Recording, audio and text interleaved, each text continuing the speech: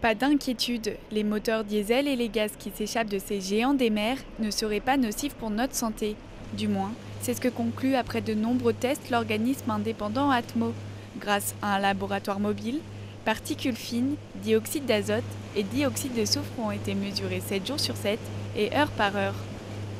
Donc ces résultats, bien entendu, nous rassurent. L'impact n'est même pas visible sur la rive droite et totalement marginal sur la rive gauche.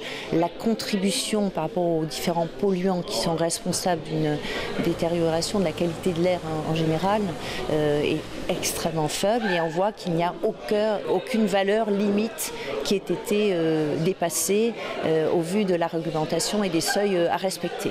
Mais les paquebots fluviaux, ceux proposant des croisières sur la Garonne, seraient tout de même plus polluants que les paquebots maritimes. C'est au niveau du hangar 14, là où ils accostent, que le niveau de pollution est le plus élevé. Pour le reste, un seul et unique pic de dioxyde de soufre et d'azote a été relevé le 11 avril 2018. C'est lié à un départ au moment d'un paquebot. Je pense qu'il faudrait creuser de ce côté-là, mais c'est au moment où le paquebot est parti, on a effectivement observé ce pic. Il se trouve aussi que les vents provenaient à ce moment-là, donc les vents amenaient donc la pollution des quais vers le site de mesure. Le trafic routier reste donc le principal responsable de la pollution sur les quais, mais pour l'écologiste Pierre Urmic, cette étude ne représente pas la réalité du phénomène. Cela étant, ce que nous aurions aimé, c'est que l'étude puisse se réaliser sur une période plus longue.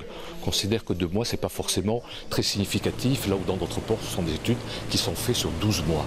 Le trafic de ces paquebots continuera à progresser selon la mairie de Bordeaux, mais de manière raisonnable. 4 pontons électriques pour paquebots fluviaux sont attendus d'ici la fin 2019.